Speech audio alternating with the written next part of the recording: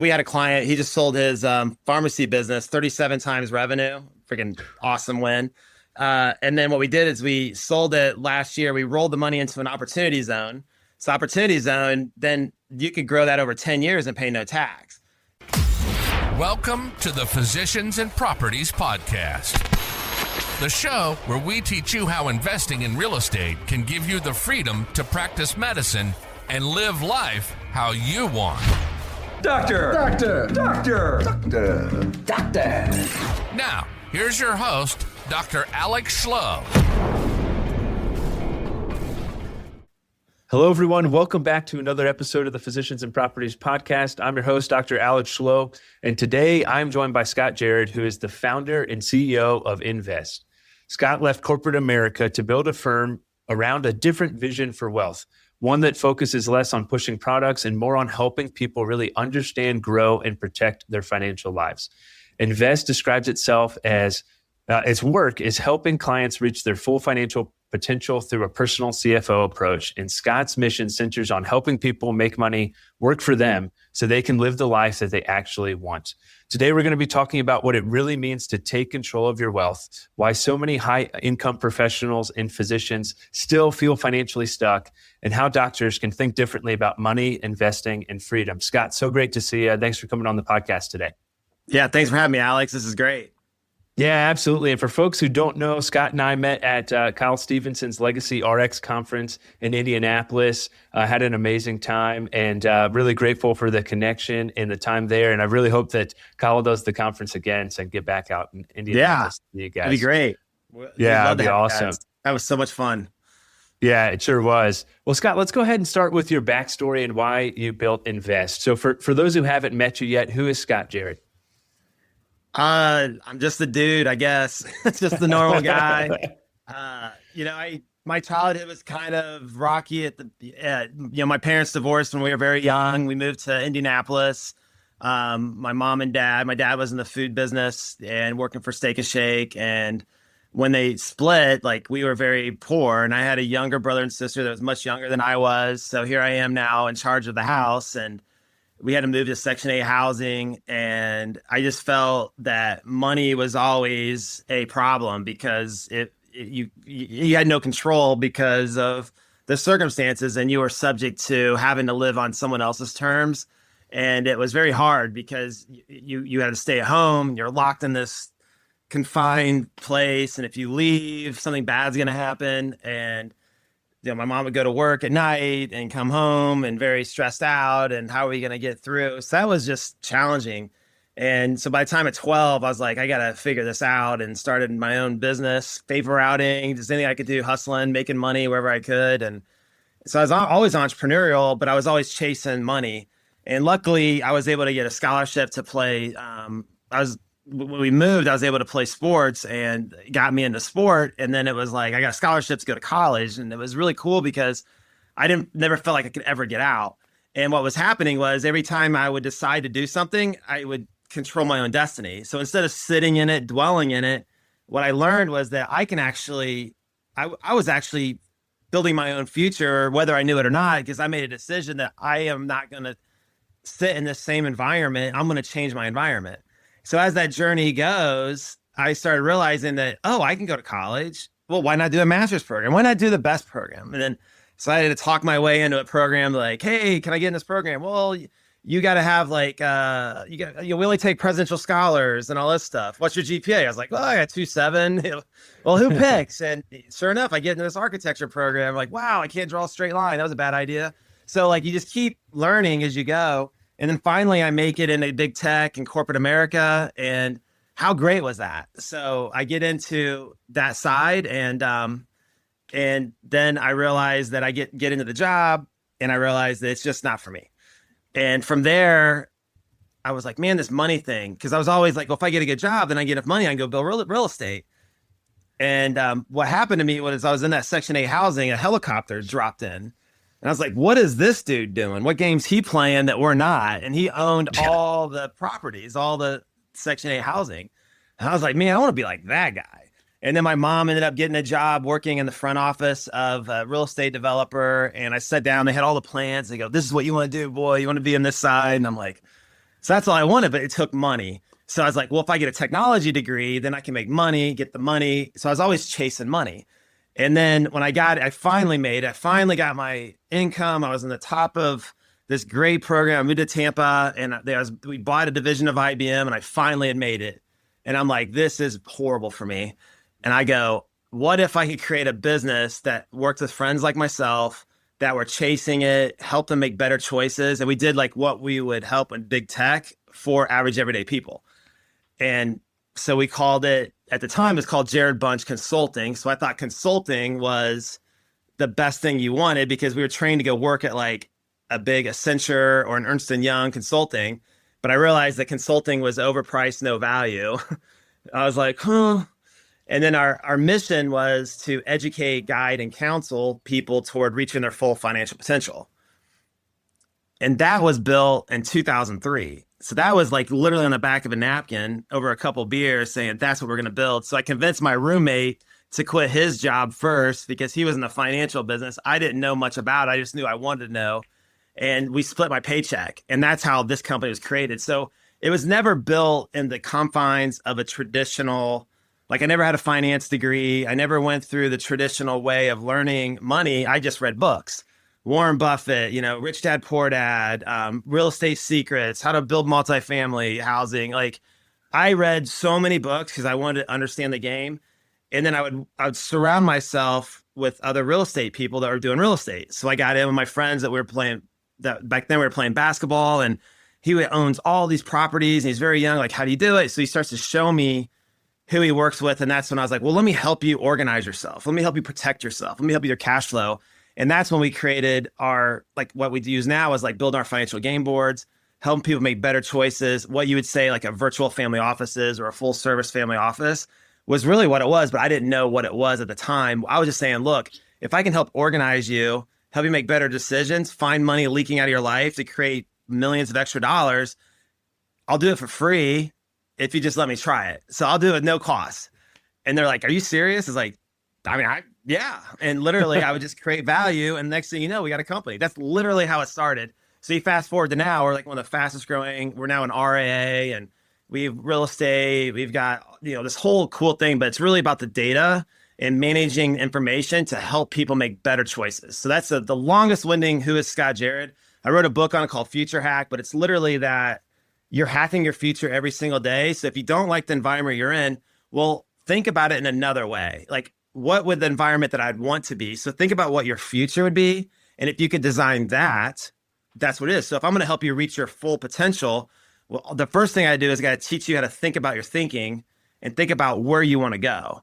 So when you go through our program, all I care about is why. Why do you want it? Where are you going to go? Where do you see yourself 3 years from now? Where do you see yourself 10 years from now? If you were dead, heaven forbid, what would they say about you? Yeah. Would it be a life of significance? If it's not, why don't we do that today? So when you get your mind in the framework, because your mind is over money. So then if you think about it, so in Future Hack, it's like, how do you build a better mind? Start with your why, understand your data. How do you make financial choices? That became what Invest is today. So that's like the whole thing in one scoop, but it's in the book. That was awesome. Yeah. Well, I think something that's so cool that hopefully folks picked up on is how many times you changed your environment that set you up for success, and how many times you kind of surrounded yourself with the people that you wanted to be around, both in books, but also in real life, and how that created the life that you live now and the company that you built. I also love that it was a couple beers in back of the napkin. I feel like that's where all great companies start from, which is really, really cool.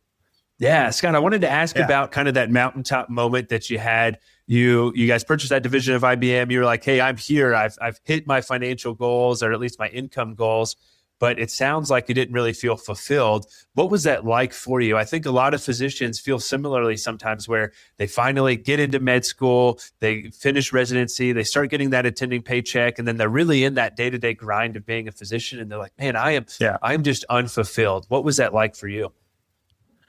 Very similar. Like, you're stuck in this corporate shell. To me, it was like, all you're going to do is you're learning technology. Like, you're learning language that works within the corporate world. So like I love AT&T. I think it was the best experience ever, best thing I ever did. I'm so grateful they gave me the shot.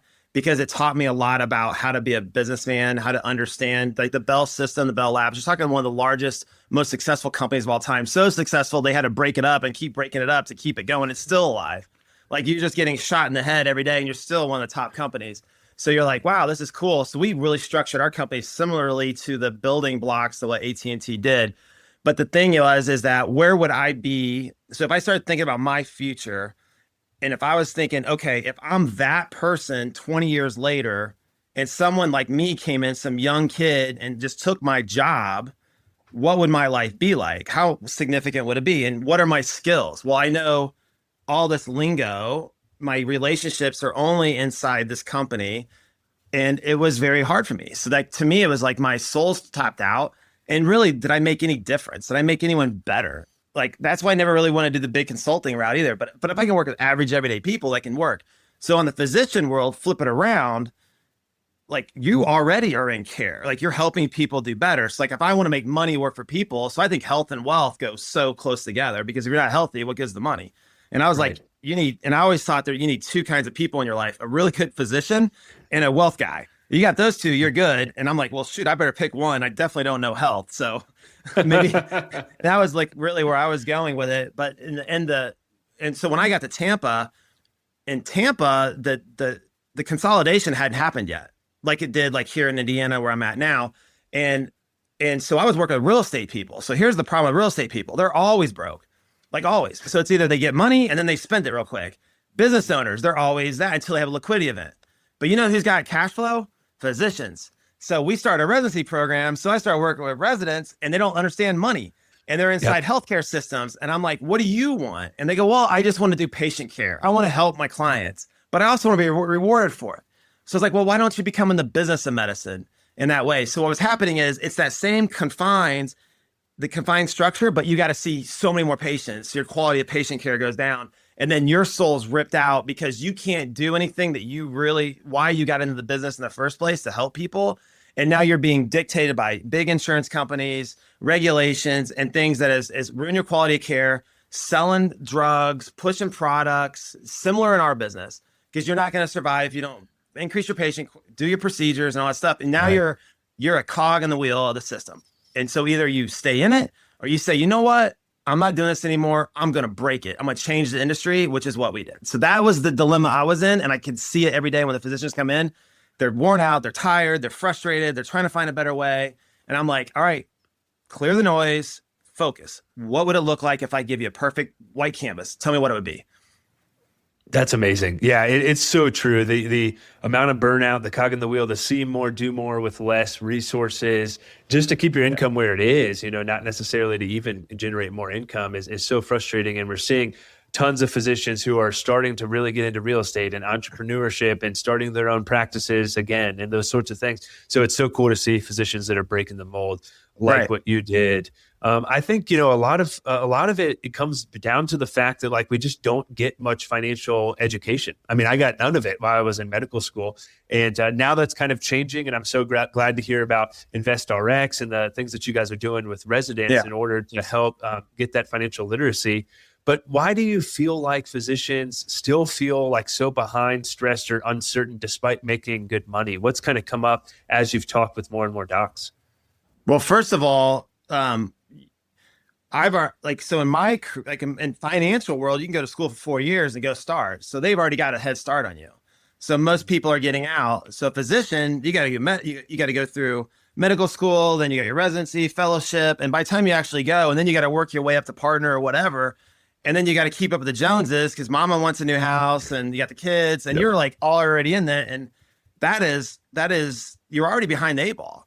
And so the reason why physicians get into real estate isn't because they like real estate, it's because they want cash flow. They want passivity. They don't want to be controlled by the system. They don't want to be a cog in the wheel. They want to be able to control their own destiny. So they're trying to find other ways to get passive income. And that's why they are attracted to real estate, most of them.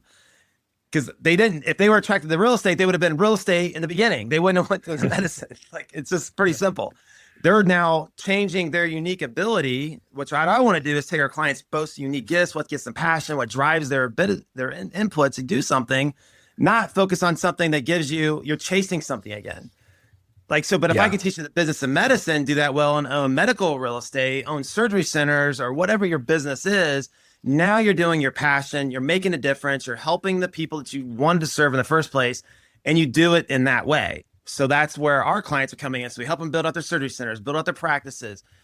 It's David versus Goliath. How do we compete against the big boys? Get insurance reimbursement, build our own healthcare platform, do functional medicine, whatever it might be. And we're creating a new dynamic and solving the problem. Longevity. That's the problem. People want to live longer. They're not. The system's broken. Fix it. It's a huge opportunity. And so now you're like, oh, I never thought of it that way, because we were trained. You go to school, you learn a bunch of stuff, and you're trained to go get a job in a healthcare system. That's what they want, because that's where it is, which is perfectly the system. That's the system. It's what it's set up for. Great. You signed up for it. So either you want to do it or you don't. And if you don't, then what do it look like if you could design the life? And to me, that is the investor's dilemma. That is the physician's dilemma. That is what my dilemma was. And I can see a parallel. That's why I was so excited to work with physicians, start the residency program. And the ones that worked with me are making a lot more money than they were the ones that didn't, because they're in business of medicine. And it's so interesting to see how we've done over the last 20 years, the ones that are now, in their career, and how much more successful they are than the other ones, just because they still get to do their practice, but they have some ownership and they still have the real estate. They have all these things, but they did it in a way where they designed what they want, not chasing someone else where, hey, buy my real estate stuff, you're going to get rich. That never works out, right? Yeah. It's you doing it. I mean, I wouldn't say never, but a lot of things have to work out for it to actually work out. Yeah, that's great. And you've been working with physicians for a long time. Folks might have just missed that it's been 20 years that you've been working with some of these folks. And I know you've had a soft spot for physicians for a long time and really love working with them from a client base. What are some other things that you've seen that have been common themes amongst physicians who have either come to work with you initially that they really maybe struggle with from a mindset perspective, or what have they learned as they've been working with you at Invest? So there's three things they got to do, and a lot of them get out of order. First of all, you got to protect yourself. Like you're your goose laying golden eggs. If you insure the eggs, not the goose, that could be a problem. So the first thing you do is make sure that if you're a unique specialist, that you're ensuring your ability to do your role. And there's a big disconnect on the way you protect your asset, like what you're doing. So first of all, you got to protect yourself, because if that stops, then nothing happens. You got to get organized. So you got to organize yourself and get clear on what you want. Because when do you actually get to sit down and think about what you want? You don't, because you're at the office, the first one, you're the last one to leave, and it's every day, all day. And it's not like life stops. So that's good. That's how they keep you on the wheel, because you never get to slow down to think about what you want. And then you got to pay yourself first. So what happens is it's the lifestyle creep. Well, I can't pay myself first. I got my student loans, got to pay all those off, and I need to get a house. And I'm so trying to catch up. But the problem is compound interest really does work. So if you took a percentage of everything you made and saved it first, or invested it first, paid yourself first, and then figured out the difference. But that's not what happens. The physicians are making decisions because they don't like debt. I'm afraid, and it may be true, may not be true. So what you got to do is you got to have a way to be able to decide is you're making decisions out of your emotion, not out of logic. So how do we make the logical decision, understand your emotions? Because messing with your money is like messing with your emotions, right? Yep, so 100%. How do you make sure you make the best decision, but you have no experience managing money, and now you got money? So that's the dilemma. So it's not only did you get started late, you got all this catching up to do, and you're trying to accelerate down versus paying yourself first, organizing, protecting the golden goose. And then we start to build up, and then that's when we start to accelerate down debt over a long period of time. And that's what you're doing. So if I can help you understand from option A to option B, but that to me is a lot of it, because they don't understand money. They're afraid of it. And it's, they don't want to have to be subject to the system again and be in a situation where they're not, just like I was when I was contained in this little house. Like, I want to get out. I can't get out. Yeah, I think that's huge. And I think a lot of times physicians are really scared about being preyed upon by some of those different financial services and products that may exist, or advisors that really are kind of peddling things that aren't too terribly beneficial because they want a commission or something like that. So how do you feel like, I know we've talked about before kind of the traditional advisor services approach and what that's like. How do you feel like Invest is different than that and more geared towards physicians? I'll tell you what's funny is when I was at AT&T, these financial advisors would call me and wanted to help me with my money. I couldn't get off the phone fast enough. Like I just felt like I wanted to vomit in my mouth, if you know what I mean? Like just like, and that's a little aggressive for a podcast, but like I just felt the most, I mean, granted, I grew up in the hood pretty much. So you can tell a shark pretty close when they walk up to you. It's like, that's a bad dude. And you just felt that their intent wasn't about helping me. It was about selling a product and disability insurance for physicians or whatever. But I just felt this amount of distrust in it. And I was like, the last person in the world that I would trust with my money is you, because first of all, you don't have it. And then it's like, how are you going to help me with my decisions when you're not even asking me the right questions? And so to me, that was where that's where I saw the opportunity. I was like, wow, this industry is wrecked, man. They're selling product. They're looking for commissions. They're pushing products that aren't even set up. The insurance companies really just want to make money. The financial companies just want to charge you on something. The information companies. So if you use a fintech or an AI platform or something, they just want to sell your data. So everyone's on an agenda. I was like, no. I want to represent the people. Like I want to work on their side of the table to help them make better choices, because someone helped me one day when I was trying to learn and they said, hey, I'll help you get into sports. Like, why couldn't I do that for people and money? So that's why I'm like, how can you just authentically say, these are my core values. How do we help you design this future you love? And then help you understand, here's how money works from a fiduciary standpoint. So that way you understand where the hidden commissions, fees, and risks and all that, where all those things are in. But if you don't have the tools to uncover those decisions, then you feel like you have no choice. And then you try to do it yourself, which becomes even worse. And then it's just a vicious cycle. And then the fear of doubt, and you just keep going through this cycle. It's like going to Alcoholics Anonymous over and over and over again. It's like trying to get out of it. But that's like the fear of money. It's like you keep going through, and it's like, it's just this investor's dilemma, if you look at it that way. Yeah, that is a great point for sure. And I think that one thing I like that I've heard you talk about is kind of personal economy in the financial game board strategy. What does that look like for folks who are trying to get started and thinking about a different way about money? Yeah. So what was interesting when we started Invest, I was like, how do I do it? Because the traditional investment firm says, well, I'll help you if you got like $500,000. I'm like, okay, so you're not a wealth builder. You're basically a partner of mine. I built the wealth, so you just want to get your cut. Is that so? Okay? Got it.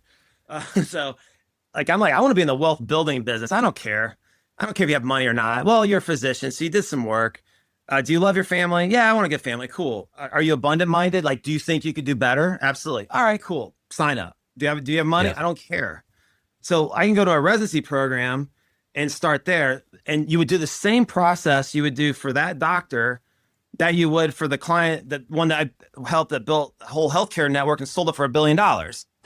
It's the same exact process. So we get them organized and we make sure that they can pull up everything they have and understand what they have.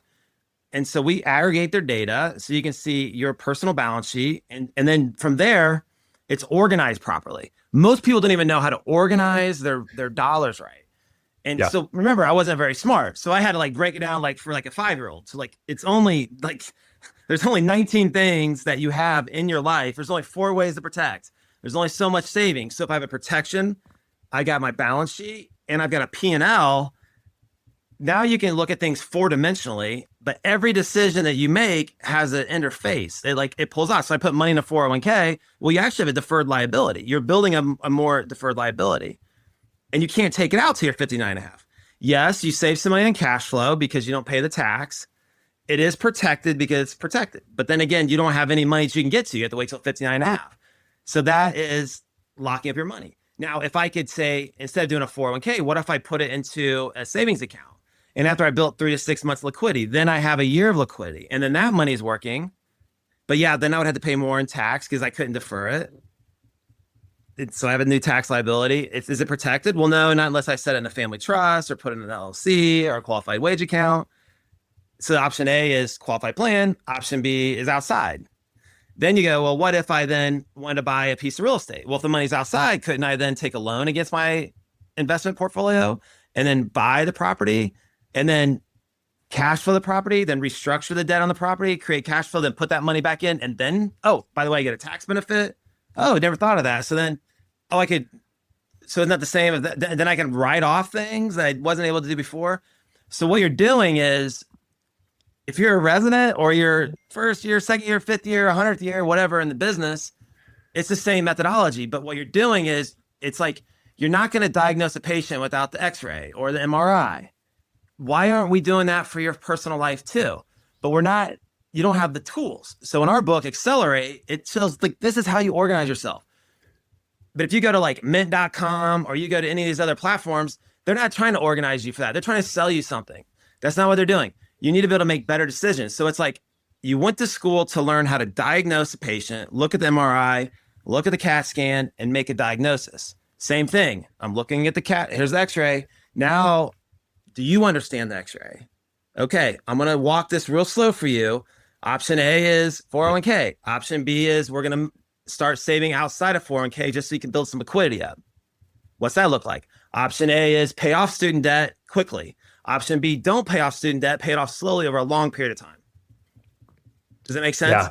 So now every decision you're making a decision based on option A to option B, and what's the output from where I am today, where does it go in the future? From 4 dimensions. Am I protected? Am I building more assets? Do I have liability? And my cash flow. There's no system that I've seen that can actually do that and help you in all those areas and help you participate in cash flow real estate. Because if you work for an investment firm or a bank or a broker dealer, you're not allowed. Why? Because it's not an approved product. So I'm like, well, that sucks, because all the people I know with money have businesses in real estate. Like, why would I want to play a loser's game? Like, so I'm like, all right, here's the deal. We're going to be an RA. We're going to help you on those decisions because everyone I know has a business, which is what I want. I want to own real estate, and so do they. So now I sit on the same side because I'm doing it too. So ask the financial advisor, what do you do with your money? Show me your financial game board. Show me your plan. Because I would walk out there with my broke money and I'd say, look, here's mine. I know I ain't got nothing, but I'm going to do this, but I'm going to do this for you. And they're like, you're an idiot, man. All right, fine. You're going to do it for free? Yes. Let me help you. And then that was it. And so you add value. You build wealth, you add value, and success comes. And that's how we built the company. How would you like to build real estate cash flow without dealing with tenants, toilets, or late night maintenance calls? This episode is brought to you by Rent to Retirement. If you're a busy physician or professional who wants passive income and long-term wealth through real estate, Rent to Retirement has been helping investors do exactly that for over 15 years. They offer fully managed turnkey rental properties in some of the best markets in the country, including opportunities priced up to $40,000 below market value. Their properties have delivered average projected returns in the 15 to 20% annual range.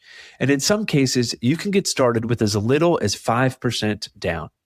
The best part is, these are often A-class properties generating $500 per month or more in passive income. And their team, they handle the heavy lifting, including property management. Thousands of investors have used this strategy to generate portfolios, creating over $10,000 per month in passive income. To learn more, click the link below in the show notes or visit renttoretirement.com. And be sure to check out episode 70 of the Physicians and Properties podcast, where I sat down with CEO Dr. Zach LeMaster to break it all down. That is awesome.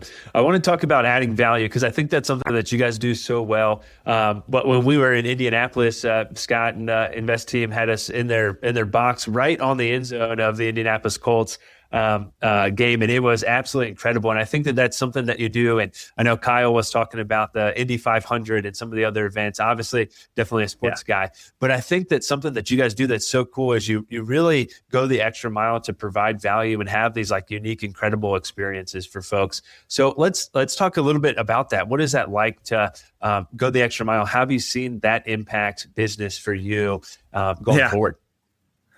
So, yeah, it's funny. People are like, oh man, you got in all this stuff. It's like, not really by design. Okay. Like because you gotta remember, if you go back to my journey, like it was a basketball coach that picked me up and got me shoes to play basketball. It was the football program that showed me that, hey, you can get out of this by playing football. So if I'm sitting there, when I was in Tampa, we used to work with the Bucks, and Tony Dungy was there. So I just had a passion for helping those athletes because I knew that they were in the same situation. They were coming from nothing and they were building it up, and their success rate was zero, basically.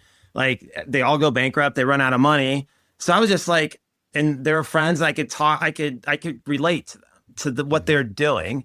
And so I was like, I would like to be a hero to them. So like, I was like, so I'm going to help athletes because that's what I was. And I just thought that I love the game. I love being in it.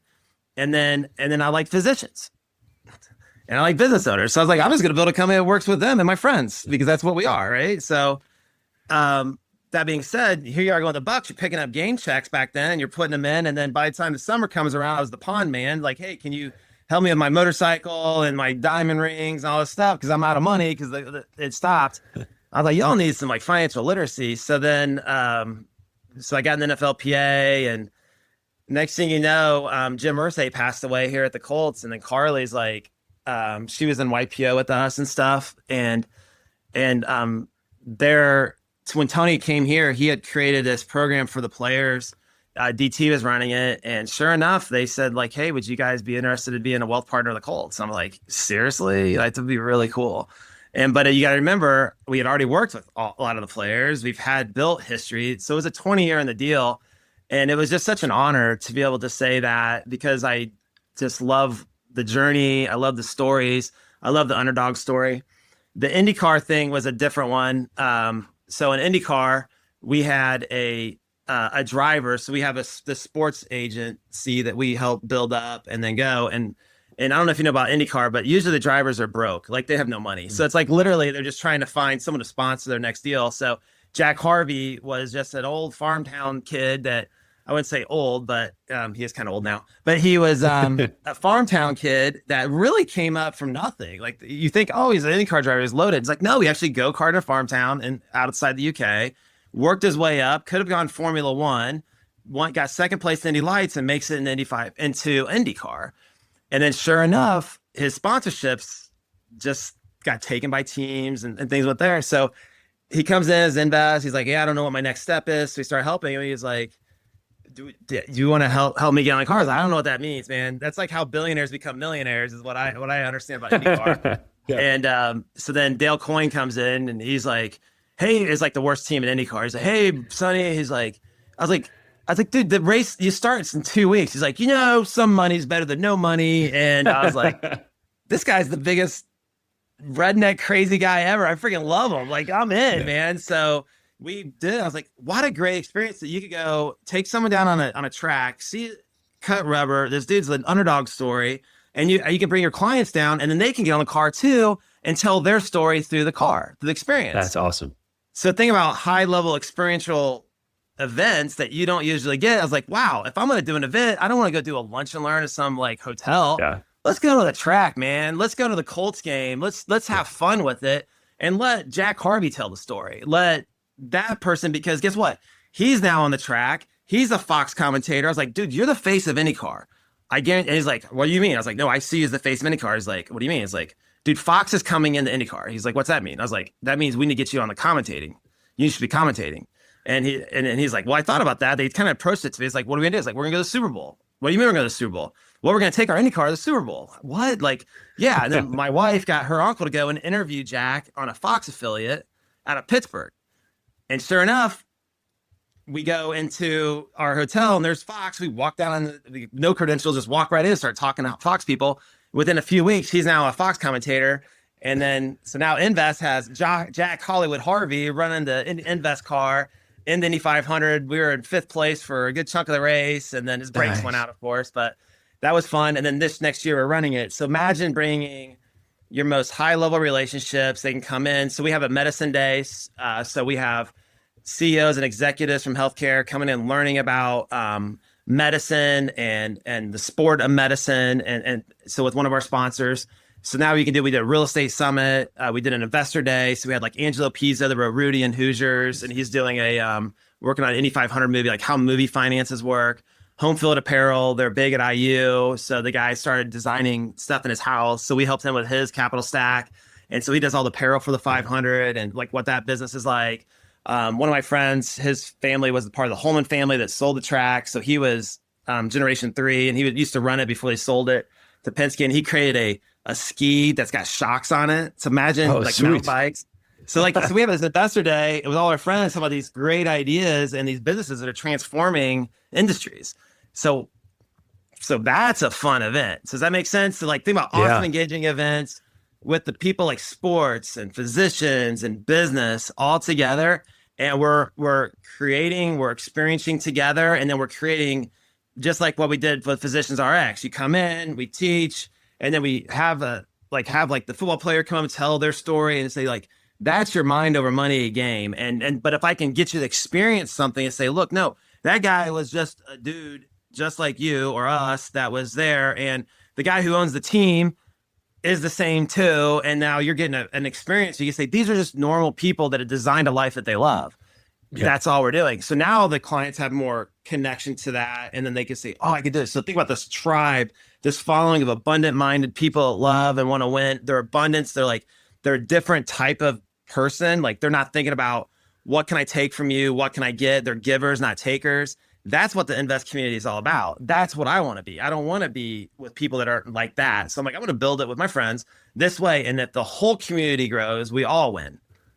Absolutely. I love that. That is exactly how we feel too. The Go-Giver is one of my favorite books by Bob Burg. It's a very similar mindset, of course, to that. And, that's how we got started investing in assisted living was and some other real estate that we do. But it was hey, these are just some of my best buddies, and I want to keep doing life with them and growing with them as we build this company. And we're just going to try, our goal we have an assisted living mastermind called the 𝗪𝗰𝗵𝗹𝗀 Room. And our goal through that is hey, how can we empower 1,000 entrepreneurs to open boutique luxury assisted living homes that are going to take exceptional care of grandmas and grandpas? And we're there's such a huge need for that. And I think something that's really evident in what you've shared is there's such a huge need. You feel this calling. You're getting so fulfilled in what you're doing. And compare that back to corporate America, Scott, and where you were there. And it's so cool to see you living out that dream and having that mindset and doing that. So I would encourage folks who are listening to this, listen to what Scott said about mindset and the ability to create the life that you want to live. No matter how big that is, you can do that. So it's really exciting to share that. Absolutely. It really is. And when you think about if you can do your unique ability is important to understand.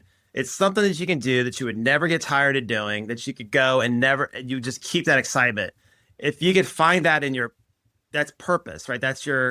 So freedom, there's 4 freedoms in your life, and purpose is one of them. And because if you can't live your unique ability, then it's a drag. It's like getting out of bed and you didn't get a good night's sleep. It's I can't do it anymore. You have no energy. But it's if I'm going on vacation, let's go. I'm up and I'm ready to go. My kids are out of bed. I'm why don't you guys get out of bed? Or we're not going on vacation because, So purpose. But you want freedom of your money. You want freedom of your time because money gets your time back. So if you don't have money, then you can't do time. Why do you want time?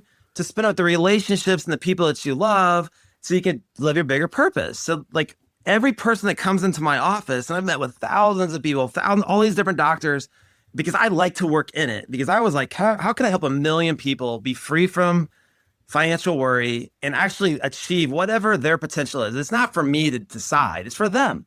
So right. If I give them the tools and secrets that I learned and the hacks, the shortcuts that they would like to see, and little simple tools, those hacks, shortcuts, and tools that they can help them, how much better would that be for me selfishly, because I get to experience their success by watching them succeed.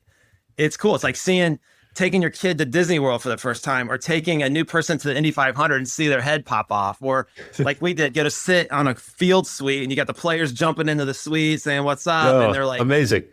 And they love us because why? Because we are literally authentically here for them. And so to me, it's just that is just I don't even care. The money is not about it. That's purpose living right there. So to me, but I never went for it for money. I always went for it for value. I was chasing money, but once I realized I could add value, the money just came. So then it changed my mindset that I was I can be a giver, and somehow the world of abundance just works. Yeah, I love that. That's so true. I had kind of a similar upbringing, not to the same degree as yours, but there was always this tension amongst finances. My family also divorced. And it was this drive and this motivation for me too, of like, I never want my kids to feel that financial tension, that financial stress. Always wanted to be a doctor. And at the time, doctors made a lot more money than they did now. But it was like, hey, how can I go after that path? And through that, my life has changed and so forth. But it's so true to see that, like, once you kind of break the shackles of money and like that need to like keep all that you have and not give back because you're scared that you're not going to have enough for whatever reason, and you start giving more, like, yeah, you're right. It just flows right back to you and you feel so much better and you have that purpose. And that's what I think folks are really chasing, is that purpose over profit. The profit's going to follow. And so I love that. We started recently, probably about a year and a half ago. We were just like, yeah, we're giving to the church and we're giving to, Young Life and some other, Christian nonprofits that we love. And, but we really wanted to just like start a giving account so that when you have those moments that come up where like, hey, someone's car breaks down, you can just be like, yeah, here's this money that I've already earmarked that gets pulled out of my income. And I feel no attachment to that money and I just want to give that away. And so that's something that we started doing as a family. And gosh, I love it. It's been so cool to see, like, my buddy who leads Young Life. And he's like, hey man, we're $500 short for the bus to take all these high school kids to camp. And I'm like, yeah, just $500. And it was like, it's just so cool to like be able to have the opportunity to do that and to impact folks. But I think you also have to think about your strategy and how you're going to set up your finances to be able to do that. It's just, that's when you feel most fulfilled. It's so funny. Like, 'cause we had a client, he just sold his pharmacy business 37 times revenue. Freaking awesome win. And then what we did is we sold it last year. We rolled the money into an opportunity zone.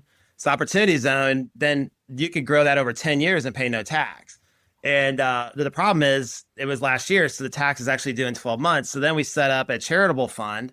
So then what they do is you can donate the money into the charity, and then the charity then pays the income to the charity of your choice. And you do it over, like, I think this one was like a 15-year period, but then you can manage all the decisions inside the trust. And after the trust time is over, now you can have back the assets. So it was like a triple whammy to offset taxes. So we could either pay it, or we could use the charitable side, or we could keep it. So it's about that game board of looking at tax code, how do you own it, how you can move things around on the game board to see, well, if I'm going to give it anyway, I might as well give money to the charity than to the IRS. Or if I could defer it, then I could build, like Warren Buffett did. He's like, I'm never going to pay my dividend. I'm going to let Berkshire Hathaway become the biggest company. And then right before it's there, I'm going to give it away. The whole thing. Amazing. And I pay no tax. Like, it's unbelievable. Yeah. Yeah, it's amazing. Yeah. I'm reading Poor Charlie's Almanac right now, and it's been so cool to learn about the Buffett-Charlie Munger relationship and how they structured things. It is incredible. That is awesome. Well, Scott, I want to be respectful of your time. And so how can folks reach out to you, learn more about Invest, and connect with you?